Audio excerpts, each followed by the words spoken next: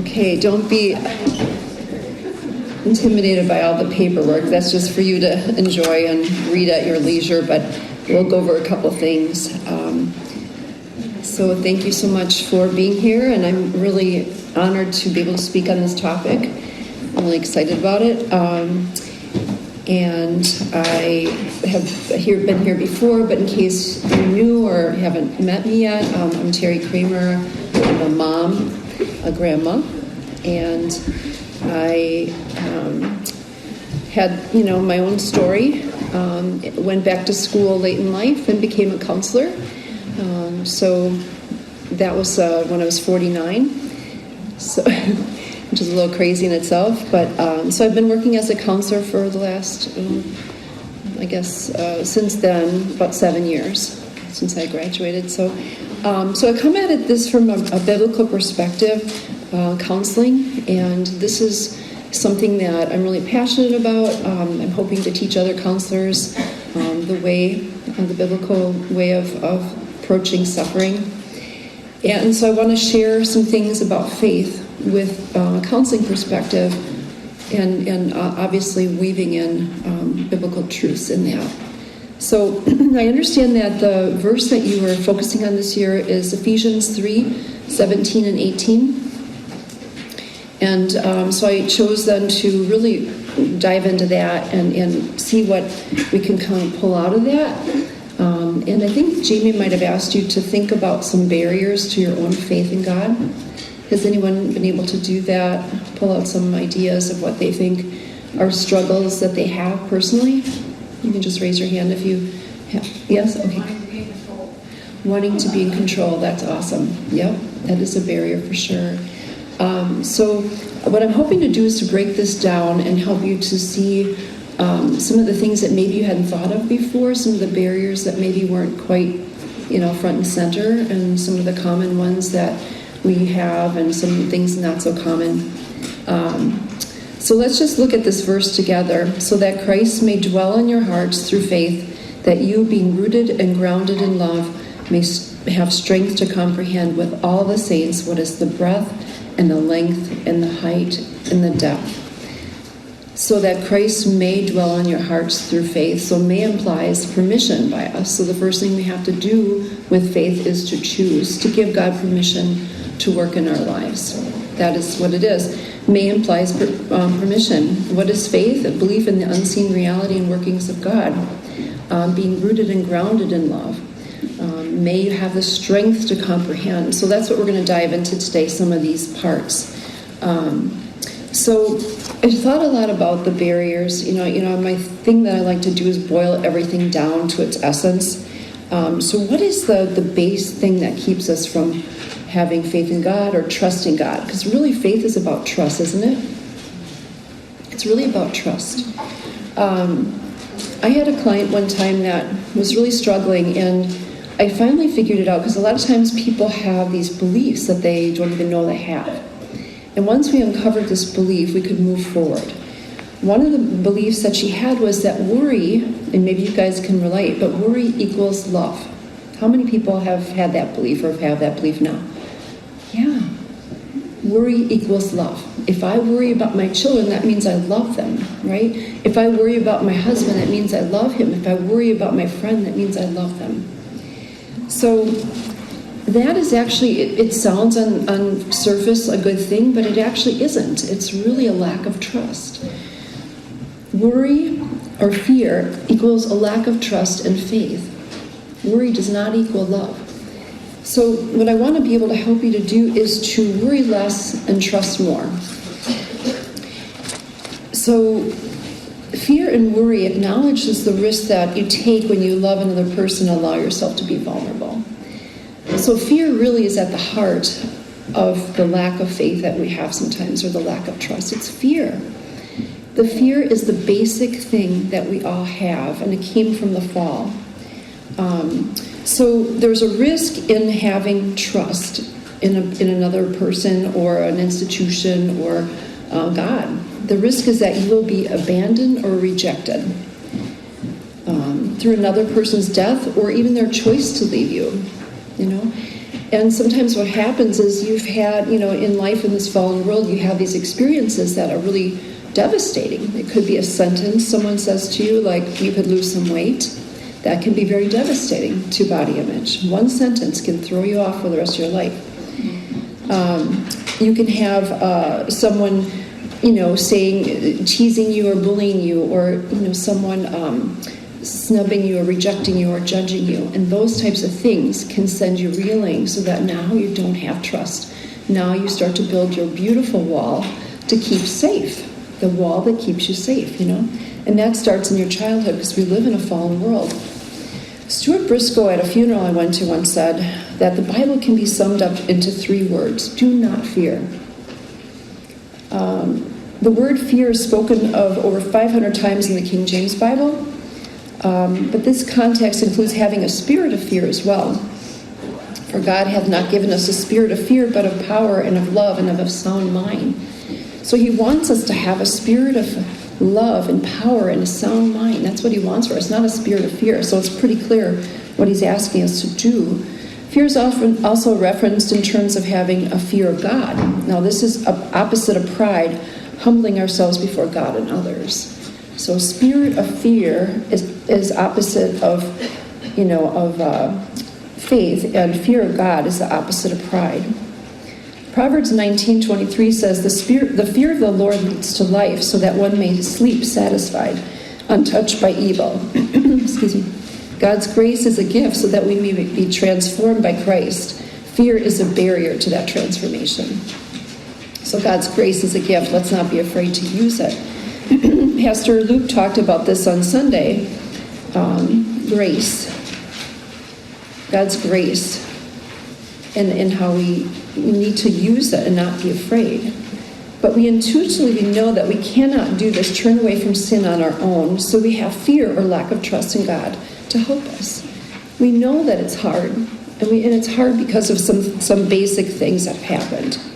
So here are the barriers to accepting that grace, so that Christ may dwell in your hearts through faith, that you, being rooted and grounded in love, may have the strength to comprehend with all the saints what is the breadth and the length and the height and the depth. So fear comes from the 4 disconnections in Genesis. Genesis 3:1-24.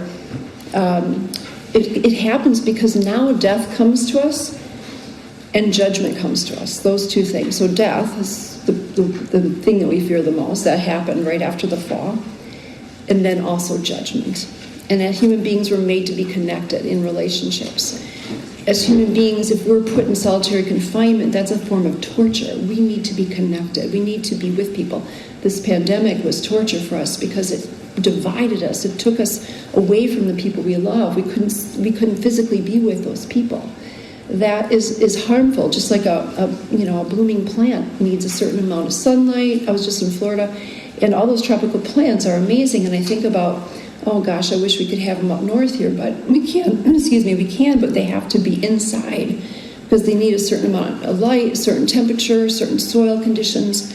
Well, we as human beings, we have certain needs too. We have dietary needs, we have food, clothing, shelter needs, and then we have spiritual needs, and we have emotional needs, and we have this need for connection.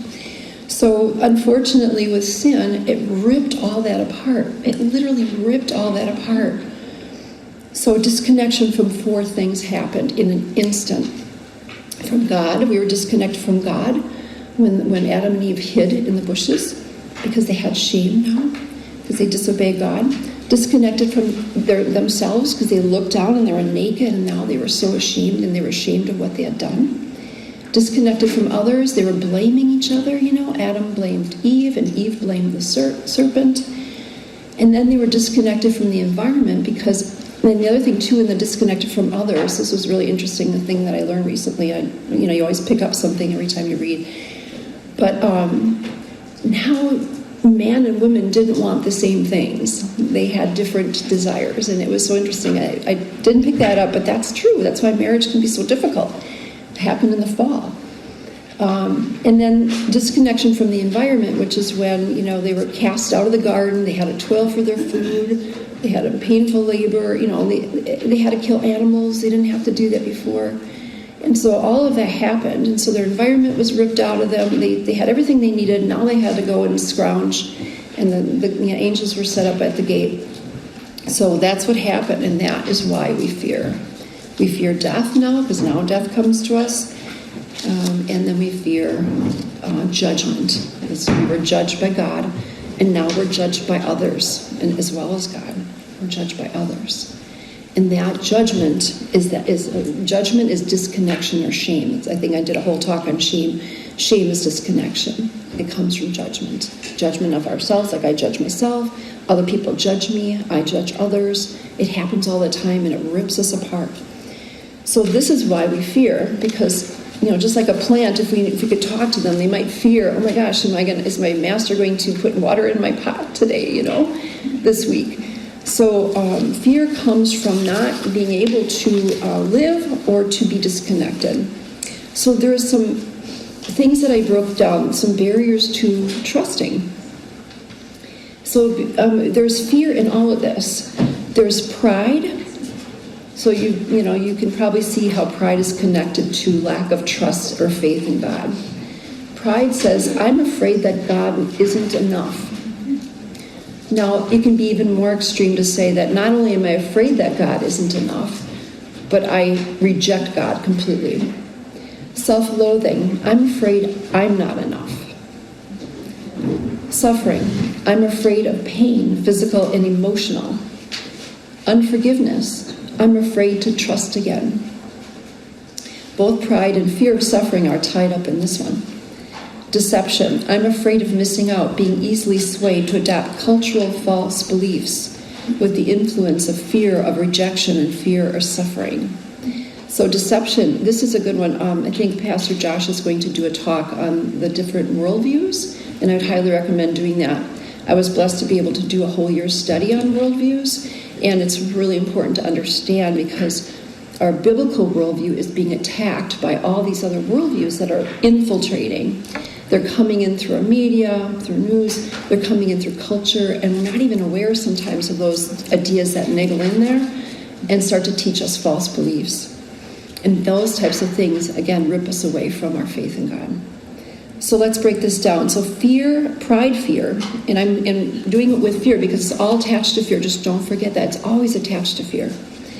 So two kinds that I came up with. You might maybe think of another one, but pride that forgets God is one type of fear. We all have that one. We all have pride. Would you agree? We all struggle with our own pride. And I would say that it's really because we're Christian, we have this knowledge here of God's work in our life and His salvation for us, His gift to us, His grace. We have a knowledge of that. That's not in question. But what happened in the fall, too, is our thoughts and feelings got disconnected. And so even though we know that we've been redeemed, we don't really feel that, and we don't really trust it. And so those two have to be integrated. We have to bring those back together. And that's not easy to do, but they got separated. And so pride that forgets God. This is a pride that has a tiny open door to see and trust God, but closes it when reliance on self seems safer. Easier, more convenient. The spirit of fear has a foothold on the individual and is at war with the Spirit of God. What are the characteristics of this type of pride? It presents as anxiety in the body. If you've ever had anxiety, you know you've got fear, and you might have some pride. You might have some pride going on there. It lives in those who struggle with worry. It's a less sinister than a pride who outright rejects God. It tends to rely more on self or others than a faithful reliance on God. So I've definitely been there myself, and I struggle with that. And that's part of the transformation process. So I don't want you to shame yourself if you're having some of this pride. We are being transformed daily because we choose that. It's a process until we die. We will constantly be working towards being transformed by Christ. So it's dying to our pride every moment that we can remember this. That's what it is. So don't be ashamed of it. Just know it and realize it and be humbled by it. And realize that that's a barrier, to faith in God. You're easily deceived because too much stock reliance on cultural experts. Now this happens because pride starts to then worship other things, other idols, right? Now, there's this pride that openly rejects God, and this is one that we're seeing in our culture and in our world leaders, unfortunately. This is the pride that has opened the door to the spirit of fear or the spirit of the Antichrist. This pride rejects the notions of a sovereign triune God and replaces God with false idols and inserts self as a replacement. Some of the characteristics of this type of pride are selfishness or narcissism, greediness, moral relativism, and deception, causing others to stumble. Moral relativism, are you familiar with that term? Yeah, some people, yeah. For those that haven't heard that one, moral relativism, it's a cultural term that means that morals are relative. Now, this is a false belief. This is a lie. Morals are relative, some believe. It's so insidious that I even ask people about this, and I'm shocked to find out these beliefs that people have. Is it okay to eat people ever, to feast on people? No, because they're made in the image and character of God. But some would say, and I've heard people say, that it is okay if it's a cultural thing. Well, that's their culture, so it's okay. Truly, this is what people believe. It's okay to do to do female circumcision on women because that's their culture. We don't do it here, but it's okay over there, and we can't, you can't say no to that. So this is moral relativism. Morals are changing depending on the culture. That is the antithesis to our biblical worldview. It's the opposite. We have moral truths that withstand everything, right? And so pride rejects all that. Pride says morals are relative. You can do what you want. Depends on what your culture wants to do. Depends on who's in power. That's a materialist worldview or a Darwinist worldview, survival of the fittest. And we don't ascribe to that. So 2 Timothy 3, let me just read that one. That's about, okay, we're going to get into this. Actually, I'll wait with that one. We're going to get into self-loathing. So Timothy, let's see, I'll get into that later. The spirit of the Antichrist is ever present, tempting us to rely less on God, more on self.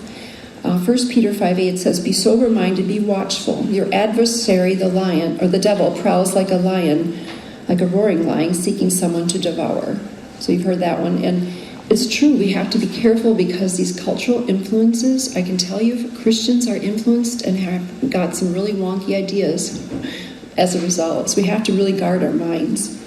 The other barrier is self-loathing and fear. So fear that you're not enough. So as an exercise, I just want to do this little exercise, and in this moment, what I'm going to do is read a bunch of phrases. And as I'm reading them, I just want you all to close your eyes and check with your feeling. And note when I say each phrase, if it feels true or not. So you don't have to write anything down. All you have to do is go, yeah, that feels true. Nope, that's false. Yeah, that feels true. Nope, that's false. Whatever comes to, I'm looking for what your feeling is. And it's not for anything for me. It's for you just to make a note to yourself. Wow, I didn't know that I felt that way. So are you up for this exercise? Okay, this will be helpful. All right, so I'm just going to do maybe a handful of them just to get the point. But so again, just be honest with yourself. If you notice like a twinge or a twist or a gut kind of thing, it's probably true. If you're having to think too long, that means it's probably true. Because I'm looking for your feeling, not your thought on this. Okay, are you ready? Okay. So you can close your eyes now and just feel in your body if this is true or not. I don't deserve love. I'm a bad person. I'm terrible. I'm worthless or inadequate. I'm shameful. I'm not lovable. I'm not good enough. I deserve only bad things. I cannot be trusted. I cannot trust myself. I cannot trust my judgment. I cannot succeed. I'm not in control. I am powerless. I am weak. I can't protect myself. I am stupid. I am insignificant or unimportant. I'm a disappointment. I can't get what I want. I'm a failure. I have to be perfect to please others. I'm permanently damaged. I'm ugly. My body is hateful. Okay, you can open your eyes. Now, how many people had at least one? Okay, yeah. So these things, these are negative cognitions. These are thoughts. These are beliefs that you have. These come from the fall. These come from your childhood, from the community, from teachers, from peers, from parenting. Less than perfect parenting, because we're all less than perfect. It's going to happen. So it's very common for you to have at least one of these. And these are the barriers to faith, because when you believe these things, you reject the reality and the truth that you are loved and made in God's image and character, and you are valued and you are worthy. You reject your worthiness when you believe these things. It's not your fault. This belief came out of your childhood, which told you that you had to believe that to get control over your situation. If I believe that I'm not perfect and I have to be perfect to please others, that gives me the power then to go ahead and be perfect, and that way I'll get the love and care and respect needs that I have met by my parents or by my peers. So we adopt these beliefs as a survival mechanism as children, but we need to reject them as adults, right? We need to reject them. Because these things were not your fault. These things are the result of the fall. It's our sin, it's the sin of others, it's the sin of the world, it's the Antichrist spirit that has tricked us into believing these things, and now we have to redo them. So this is a huge barrier to trusting God. You know, if I've been hurt by someone in the world, I'm going to be less apt to trust those people or trust people in general, and I'm going to be less apt to trust God. You know, so this is a really important thing, to be able to heal yourself of your negative beliefs about yourself, to really, even though you know you're worthy, to feel worthy, bring those two together, to feel worthy, to feel good enough. The feeling is powerful. But feelings aren't true as well, and I'll go into that. So low self-esteem forgets who you are and tells you that you are not enough, not good enough, not smart enough, not pretty enough, not enough.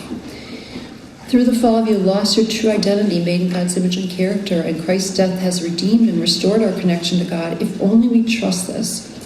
Now this presents, that these beliefs that you have, they present as depression, anxiety, eating disorders, body dysmorphia, panic attacks, social and other phobias, mental illness. It's amazing when we don't get the water and the nutrients and the soil and the sunlight that we need, you know, metaphorically speaking, like a plant. We need connection. We need to be known. We need to be creative. We need to work.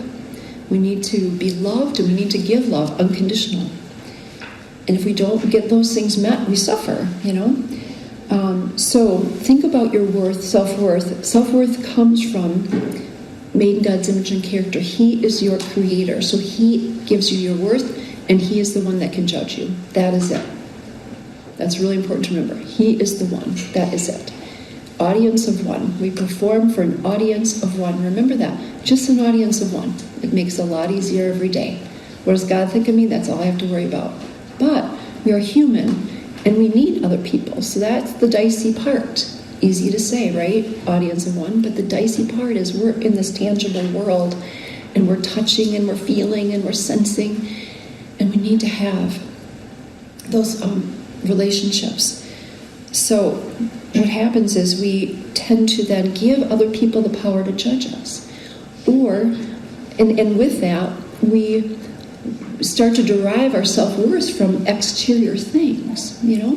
Think about if your self-worth comes from how you look, or your age, or your ability, or how much money you have, or how many things you have, or how many children you have, or your role as a mom. If your self-worth only comes from your role as a mom, right?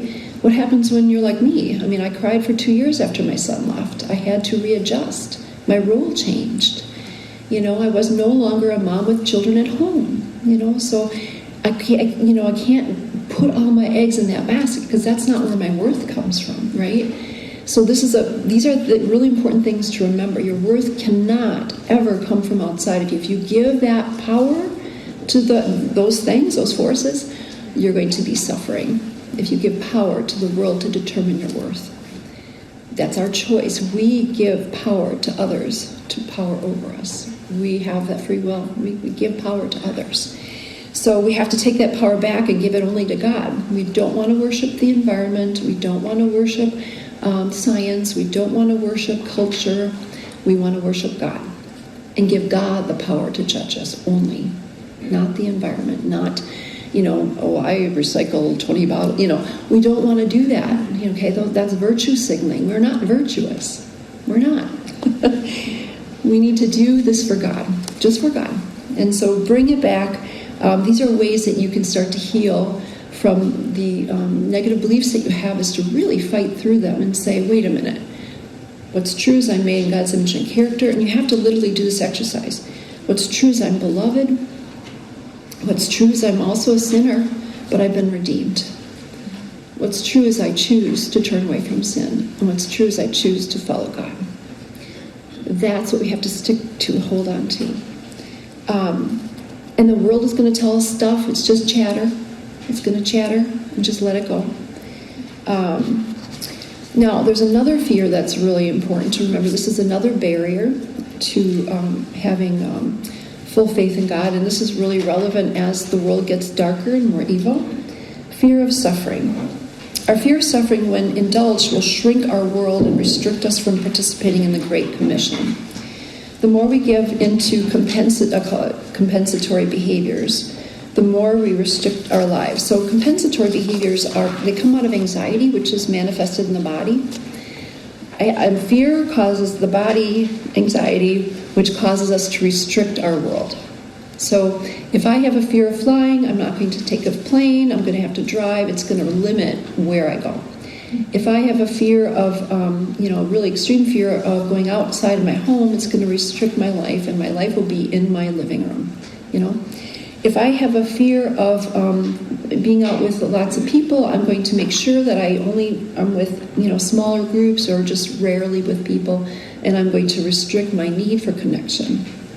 So fear restricts, and fear restricts us from our faith in God because it's lack of trust. So instead, what we can do is we can really look at it realistically and expect suffering. Like, how many of you have not suffered ever? Okay, so we've all suffered, right? That's a reality. So how many expect to not have any suffering in the future? We're always going to suffer, right?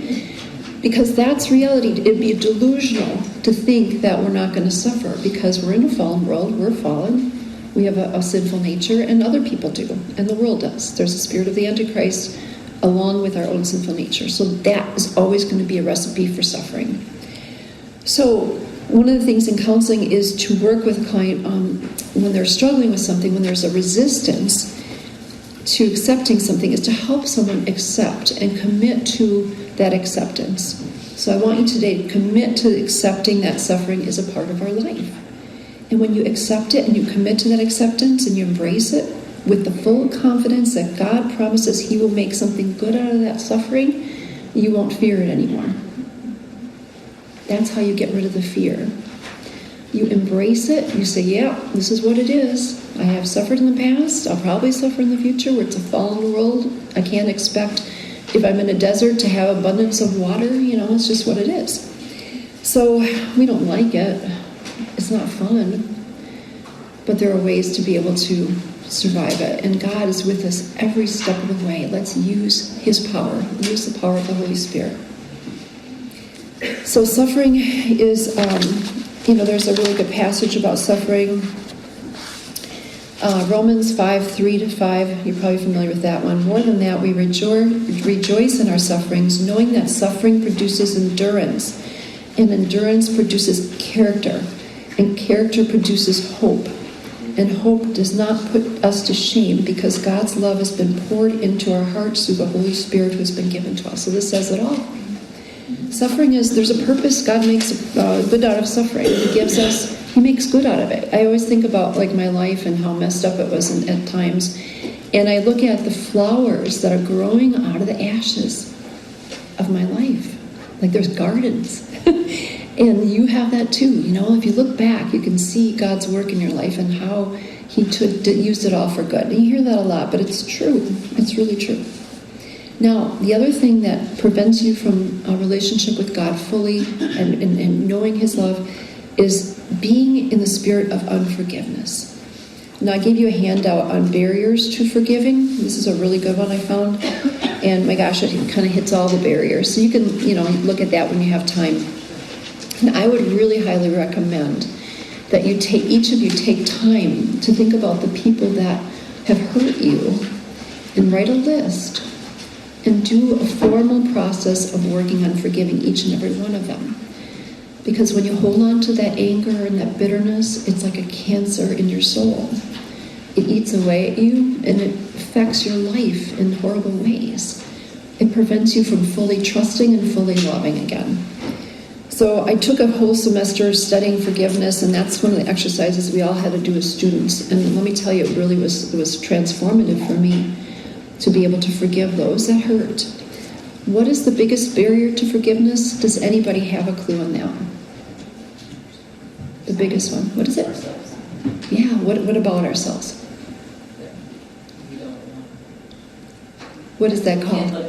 Yeah. Pride. Yes, exactly. Pride. There goes that stupid pride again. It's all these things are all intertwined, So pride says I trust myself more. And also pride says I'm better than that other person. I didn't do that. I didn't do that horrible thing. I don't do those things. So part of this today, what I really want you to be able to do is, this is the tricky part, is to be able to humble yourself, knowing that you are a sinner and that you're no better than the one that hurt you. And that's hard to do. But the thing with God, and what I've learned, what's so amazing, and I hope you can embrace this and have this in your heart and feel this, is when you humble yourself and you forgive others, you feel really confident and strong. It's amazing. It's like when you allow God to work in you, to allow you to forgive, to his spirit to help you to forgive, you feel confident and you feel powerful. The devil says you will be weak and you will be exposed if you forgive. Remember, he twists everything on end. He lies. The truth is you're powerful and you're confident because your confidence comes from God. Your confidence comes from him, not from anything else, not from outside of you. So really, when you're able to love yourself fully, when you're able to connect, I know I'm worthy, with I feel worthy, when you're able to do that, and it's not easy to do, but this is I would highly recommend lifelong work for each of you, to know and to feel that love, to feel that I am worthy. Even if people don't like me, that's okay. They don't have to like me. Not everyone's going to like me. That's all right. It's okay, because some people do, and God loves me. That's the main thing. And the truth is, some people do like me, right? And I want you to say that about yourselves, Not everyone has to like you. It's a fallen world. Everyone's got the skewed, lens that they're looking at through their own sinful, broken lens. So we can't trust that other people are going to be the fair judge of us, right? But we have to also be humble to our own sin and to be able to self-evaluate, to be able to honestly look at ourselves, take that pride down, and trust in God. And that's the work here. So there's this REACH acronym that can help you with forgiving. Backing up a little bit. When you live in unforgiveness, it's really like unrepentant sinning. So it's a choice that keeping that pride up there. And we don't want that, because that's a barrier to fullness with God, for sure. It keeps us from trusting God fully, because God is the justice giver. So remember that person that hurt you, just like our sin, judgment is something that we don't have to worry about justice. We don't have to worry. We don't have to see it in our lifetime. It's not necessary. We have to trust that God's got it, because he does.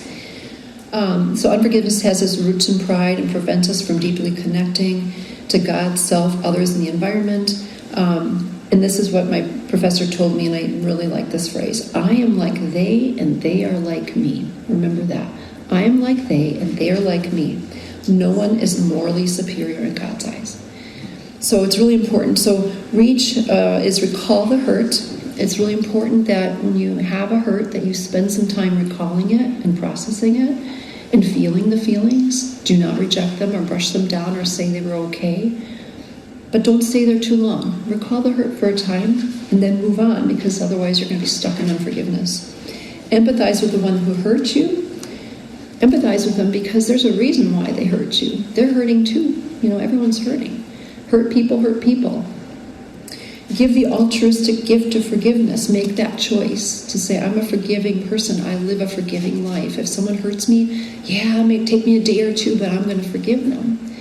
The Amish have this pledge that they will be a forgiving culture. And there was a mass murder a while back, I don't know if you remember, in a school, and these young women were killed. And the Amish elders went to the guy that killed them, shot himself. So then, within hours of the massacre, the Amish elders went to the widow and said, we forgive your husband. If we could all learn from the Amish, right? And then what happened, they show in this documentary, then this man with the other elders whose daughter was killed, being held, sobbing by one of the men. He's working through it. He's not a robot. He's working through it, but he chose to say the words, I forgive you. So empathize with the one that hurt you. Give the altruistic gift of forgiveness. Commit to living a forgiving life. Hold on to forgiveness through the many triggers that come throughout your lifetime. So my first husband left when my daughter was 3. He abandoned us. He moved out of state. I had to raise her. I had her, 363 days out of the year. He saw her 2 days out of the year. Gave me a little bit of money, but not really that much. And I guess I was blessed to have something. I had to forgive him. It took me a while. I get triggered. I get triggered by his wealth and success. The world has rewarded him handsomely for his deeds. Handsomely. It's amazing. But I have to forgive. I hold on to that forgiveness all the time. It comes up, my daughter will tell me something about her dad and the travels and what they bought and this new thing, and I've had to forgive. And I've had to say, I've forgiven him. This is what it looks like. It's been like 40 years. I'm still working on it. So just so you know. It's not going to be like, well, I've just so perfectly moved on. No, not at all. So now the last one is deception, fear. This one is really important right now, you guys, because we are in a time of increased deception. Some people think we're in end times. Well, there's a lot of talk about that. Only God knows, but we can certainly see the signs of the end of the church age and the beginning of the birth pangs. We can see the signs. Because we need to connect with others, we're easily influenced by others, correct?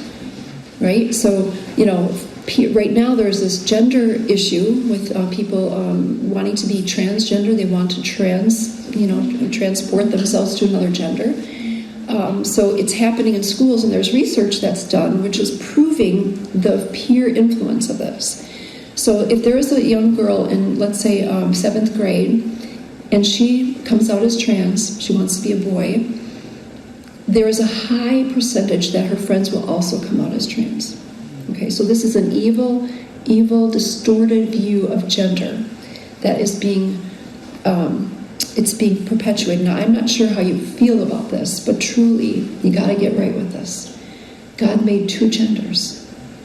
If someone wants to be a boy or a girl, that's their brokenness. That's part of the fallen world. That's a sinful need or desire. It's broken. Now, we can have total empathy for these people that are suffering.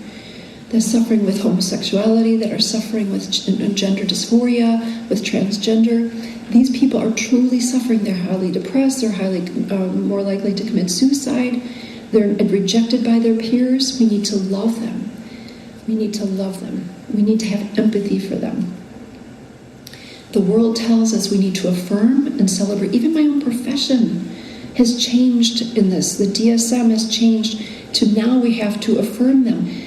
What's the difference between someone who is 80 pounds and thinks they're too fat? and someone who has a penis and says, I want a vagina. What's the difference? There's no difference. It's a distortion of the mind. Is the body broken or the mind broken? That's the question. We have to decide. Is the body broken? Who made the body? Is that broken? No. Is the mind broken? Yeah. People that have fetishes with shoes or feet. People that have all sorts of weird desires, wearing furry costumes. I mean, there's a lot of things out there that are really disgusting and twisted and sick. And we have to, this is the deception I'm talking about. We have to be on guard for this stuff. We have to be warriors for the truth. The mind is broken. The body is not broken. Our immune systems are amazing. Our bodies are amazing. We are made on purpose. Does that mean that some people are not born with this true desire to want to change? Of course, that's part of the brokenness. That's part of the brokenness of the world. They have some choices to make. There's been a lot of research on people that have made the transition with medical intervention and have been just miserable after. It doesn't make them happier. They're at war with their bodies constantly, pumped full of hormones that their body should never have. They're at war.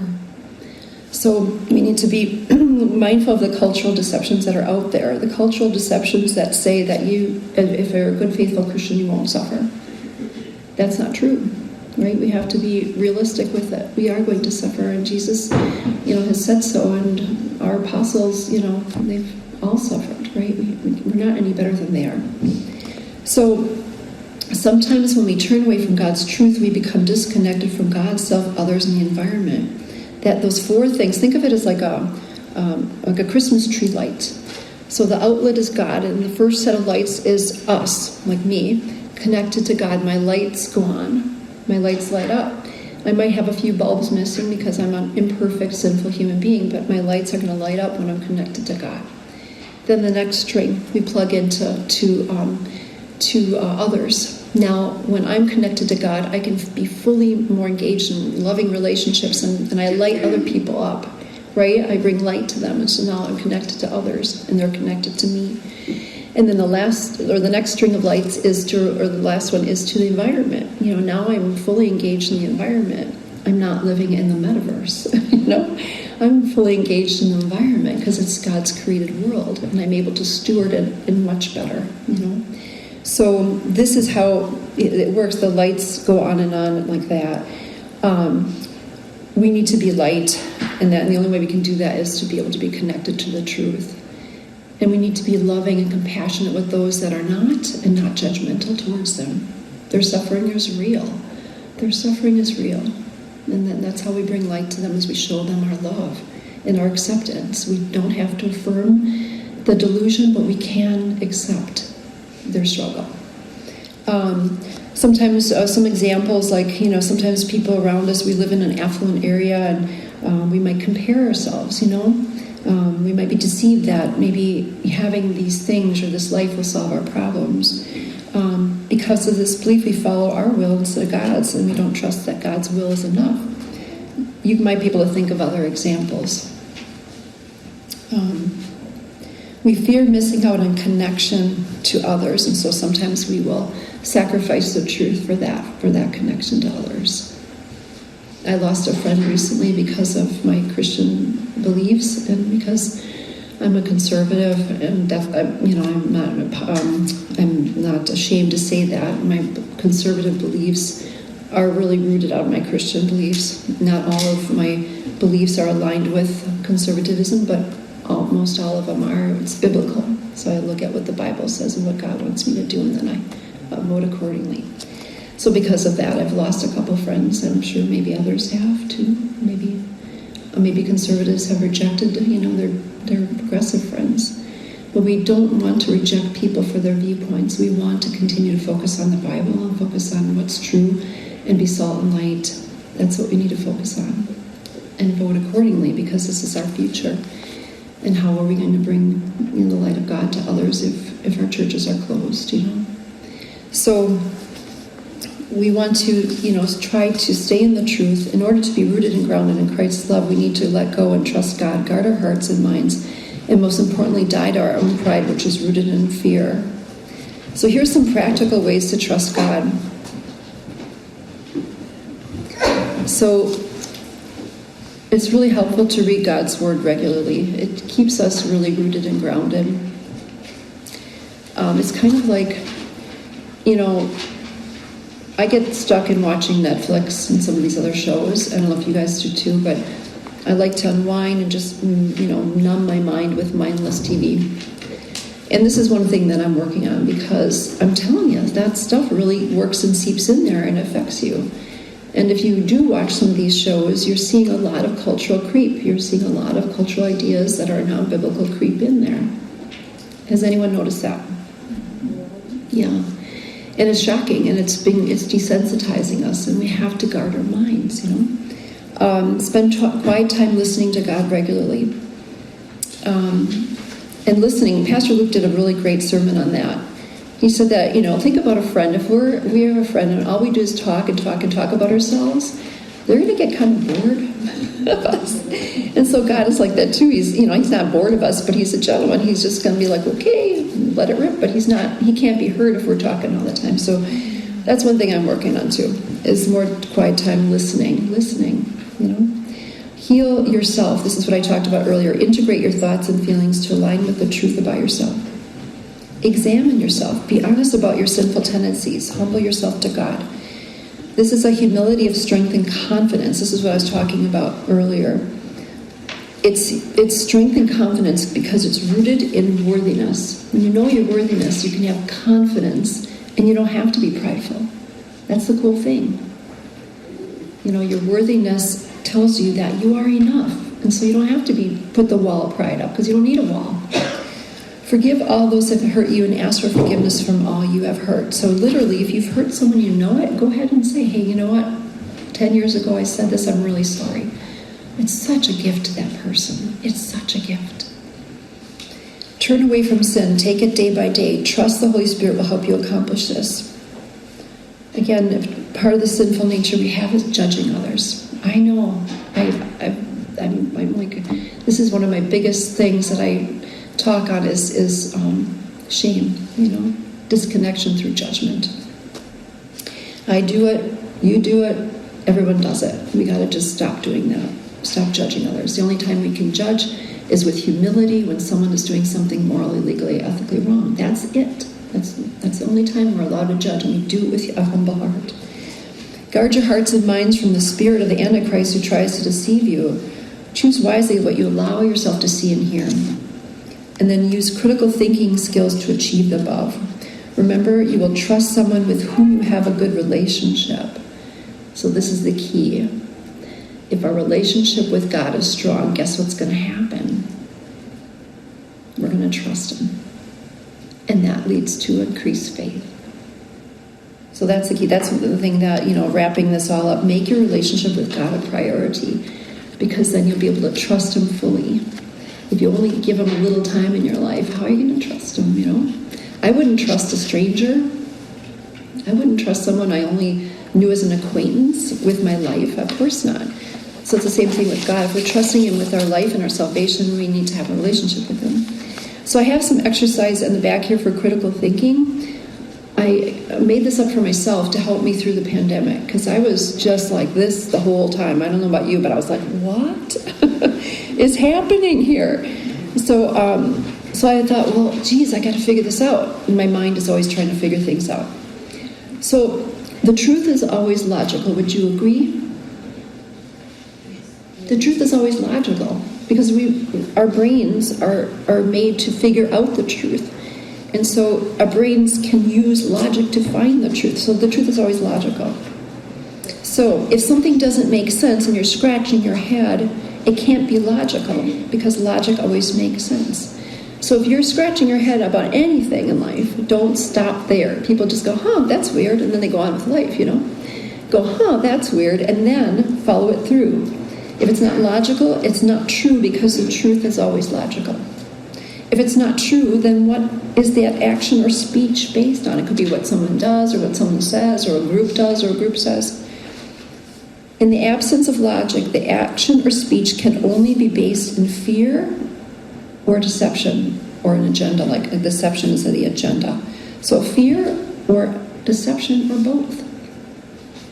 So if someone says something, one thing, but does another, they could be because they're afraid, and that's why their actions don't make sense. So that goes to feelings. Feelings are not facts, right? You've heard that phrase. Feelings are not facts. Feelings are just clues.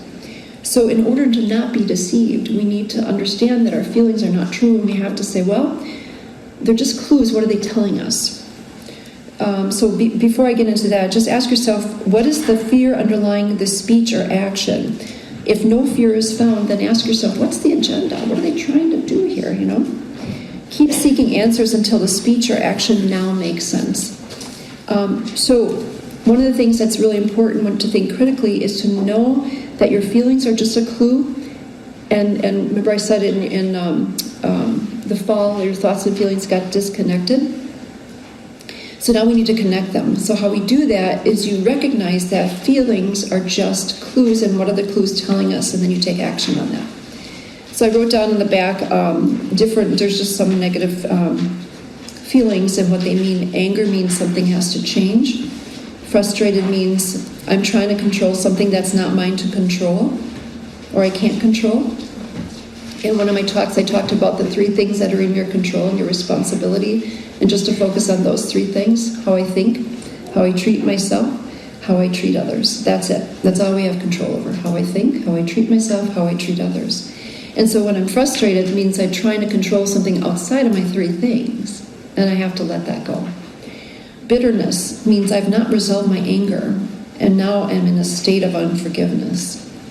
Sad, I've sustained a loss. Disgusted, I need to get away from something. Depressed, I have lost hope. Anxious, I am afraid of something, and that fear is real or perceived. So these are a few examples. In order to know what's true, look at the clues that your feelings are telling you, and then take action. Now I have given you that little foolproof worry buster there. It's like just a little diagram of how to get out of trouble when you're having that worry. And this is really helpful in order to increase your faith, is to worry less so you can trust more. So number 1, do y'all have it? It's that colorful sheet, looks like that. Yeah. Okay. So list the fear, problem, or worry that you're dealing with. Okay, so now default is if you don't do anything about your fear or worry, you're going to go into this worry wheel of all these negative emotions. You're going to be ruminating. You're going to be just, it could, maybe someone didn't say anything to you, and they kind of saw you and they went like this, or did some kind of shaming thing. Maybe someone said something hurtful. So maybe someone is having problems with drugs or alcohol or something. But whatever the problem is, write that down. If you don't acknowledge that problem, you're in danger of going into this worry wheel, and then you cope in unhealthy ways. Sometimes people do that. So you can become addicted to or abuse these things that are in that little black box there. So with all these icky feelings, no one likes to suffer, so our first thing is to try to alleviate our own suffering. So what we do, we go and we shop, or we go and eat, or all these kinds of things. So instead, we need to acknowledge our feelings.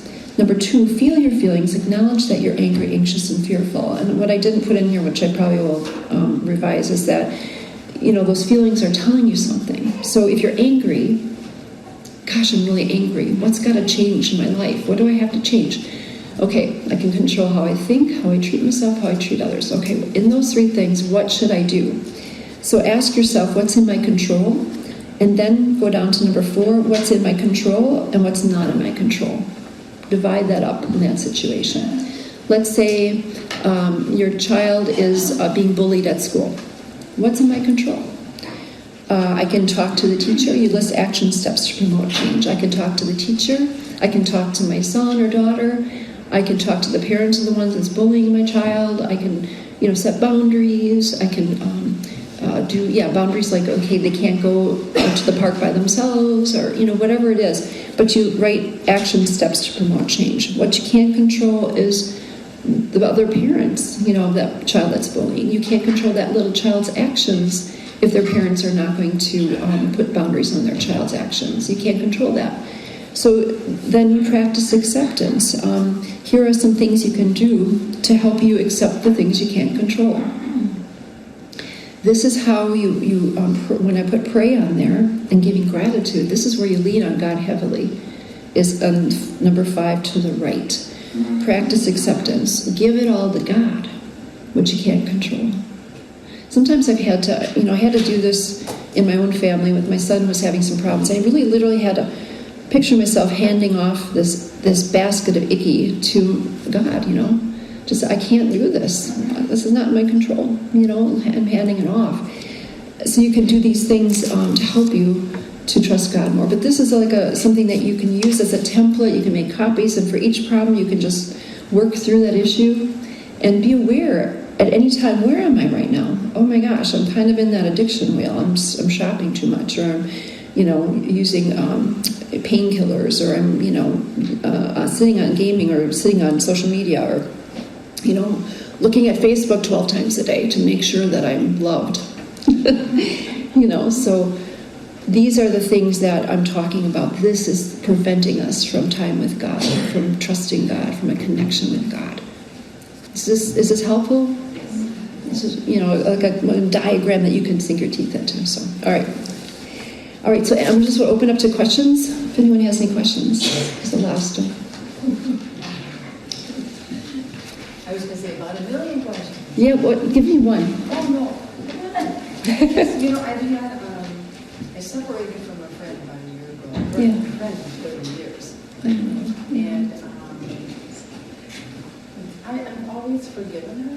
And I found I do have a good, deep relationship with God. Mm-hmm. But she's hurt my daughter Mm-hmm. over and over for 30 years. Yeah. So that would hurt my daughter Right. if I tried to get back with her, which she would like. Right. And I did discuss things a year ago, and So I guess that's it. It's we forget her. We still text once in a while. Yeah. But I do, and I feel very free yeah. not having this relationship because it's constant prayer and drama. Right. But it's about my daughter. How she treats my daughter. Mm-hmm. So is your question? Do you feel guilty at all? Like a little guilty or unsettled about it? Just every once in a while, I think, Okay. what would the Lord want? Mm-hmm. To hurt my daughter and say I have to, Mm-hmm. or to say I'm going to honor my daughter. Mm-hmm. Is your daughter an adult? Yeah. Okay. And has a child. Mm-hmm. Yeah. Okay. I can't share anything. No, with yeah. my friend. I mean, Yeah. with my friend about my daughter. Right. Because she doesn't care at all. There's no love. It's all fake. Mm-hmm. So, Okay. I guess I just said 1 million questions because who doesn't have 1 million questions? Right. Relationships and Oh my gosh. Yeah, please bring them if we have time. I don't know. We're probably over a little bit here. But I just really encourage you to talk amongst each other and work through some of these things to try to find the answers. But just remember that if someone hurts you, you don't want to be a one and doneer. This is a thing. If sometimes you're so wounded that you meet someone and they hurt you once and that's it, cut them out, right? But this is the thing. People in the world are all hurt and all damaged. We're all damaged to different degrees. Now, there's an amount of damage that's not so much that you can't have a good relationship. So some people are damaged in a small way. They can control their behaviors, their speech. They don't hurt others as much, right? Those are the people that I call them the 95%ers. Those are the people that you try to surround yourself with. People that are loving and kind and safe. That give you unconditional love 95% of the time. They're not going to be perfect, but you can forgive them when they do it. But so forgiveness doesn't mean reconciliation. Forgiveness means that you've let go of your anger and you empathize with the one that hurt you, and you've given them the gift of forgiveness. So that's what it is that God forgave you, you forgive them. It's releasing yourself from bitterness and anger and learning to love them again with that agape love. Doesn't mean you have to reconcile. You only reconcile with people that are safe. We cannot, God does not mean us, we cannot do our commission, Great Commission, if we're wounded, if we're depressed, if we're anxious, if we're suicidal. We can't do that. He needs us to be mentally well and healthy to be able to do that. So that means we have to be protective of our inner circle of friends. And so if someone is really wounded, they have work to do before they can have a good relationship. And that's nothing we need to feel guilty about, because we have to do our own work so we can be good friends. It's a work that we all have to do, to be good friends to others, to control our behaviors, to learn to love people unconditionally with that agape love. That's a work we all have to do, and other people have to do too. So if they don't want to do it, if they say, well, there's nothing wrong with me, or if they continue to do the same things, talk about themselves all the time and not really care about you, or whatever it is, there's all sorts of things. And conversely, if we're doing that and we're not having friends, maybe it's about us. Maybe we need to work on some self-evaluation, So yeah, I hope that helps. Just set a boundary with people. If you care about that person, maybe you check in with them and you recognize maybe it's a one-sided thing, that you're going to be the giver and you're not going to expect to receive, and that's okay. And you do that just a little here and there as you can give that energy. But not everyone can give a reciprocal kind of love, and it's okay to set a boundary with those people. They have work to do. That's okay. Anybody else have a question on the forgiveness piece, or self-esteem piece, or pride, or deception? I know that was controversial, but deception is real. The culture's going to tell me. I'd be canceled right now for what I said. The culture hates people like me. But I'm going to speak the truth. I'm going to speak the truth. This is a broken world, and there's a lot of broken ideas that people are grabbing onto, like open marriages and et cetera, et cetera. Anyway. Any other thoughts? Yeah. Just in relation to maybe some of this with parenting, Yeah. Is there any big, any idea where you feel like is this something that we can help our kids with, Yes. or that we can, Yes. Absolutely. apply it to your parenting? Teach all these things to your kids, right? And so your kids, as parents, because we're not perfect, remember when you're parenting, check yourself to make sure that you're always parenting for what the child needs, not with what you need. We carry in our wounds from our childhood into our parenting. We just do. And so one of the things is we heal ourselves up, we can become better parents. A lot of things I see in counseling are parents projecting their needs onto their kids, or their anxieties on their children. This is a big one. I'm afraid, and so I'm projecting that on my child by controlling them. So think of parenting as scaffolding. Someone talked about this. I think it was Celebrate Calm, and as a website that I was listening to or watching or looking at, and a podcast I was listening to. And so this scaffolding idea is really cool. It's a good visual. Is that when your child is young, you have big scaffolding up, and as they get older, they're starting to move through their psychosocial phases of development, right? And so there's all sorts of milestones that they're reaching. And they can only reach them if the parents, appropriately bring down the scaffolding. That means that we let them get a scraped knee. We let them have to deal with a friend's bullying. We let them try to deal with it themselves before we intervene, if we intervene. We give our children the bumps that they need to grow, because suffering produces endurance, and endurance produces character, and character produces hope, and hope will not be put to shame. We have to teach our kids that. We have learned in our culture that, again, one of the ideas of what's happened in our culture was child worship. We worship our children. Our children should never have to be disappointed or hurt or angry or sad. That's not good for them. We need to let them find out, build them up, build up their immune systems, for the world. We help them to learn to put the armor of God on for the world, because otherwise they're going to be a mess in college or in high school. So that's what I would say. That is just to, apply these things to our children too. If we're broken, we're going to pass brokenness on. My clients, I always tell them, you guys are the ones, when they come in, you guys are the ones that are changing the generational curse. You're going to change it. You're going to stop it at you. I think I shared in previous talks that, my mom, she suffered terribly with borderline personality disorder. My grandma tried to murder my mom, I found out. Crazy thing. Could write a book on this stuff. But she tried to murder my mom because she was so broken. She was a mail order bride from Italy. She was forced to marry a man she didn't love. She had 6 kids with him. She was depressed. She went and saw psychics. She went to the gypsies. She had a psychotic break. She tried to kill my mom. My mom was damaged.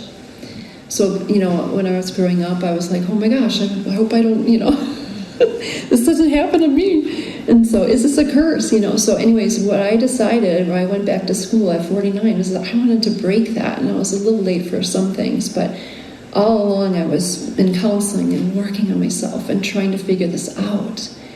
That's the work you all have to do. Our childhoods weren't perfect. Even if we had great ones, they can't be perfect. So we have damage, as you can see from those cognitions. We have some damage in there. And what we have to do as parents is heal ourselves, get our acts together so that we don't project that on our kids. And realize our kids belong to God. They don't belong to us. We are stewards of our kids. We're blessed to have them, to teach them, to mentor them, to love them, to give them limits, to give them the biblical values. That's what we're here to do. That's it. And then when they get off, then we hope that they have retained that, and we trust in God now to have them. When they're 18, we trust God to have them. This culture is not doing that, let me tell you. So I hope that is helpful. Yeah. Is there anything else?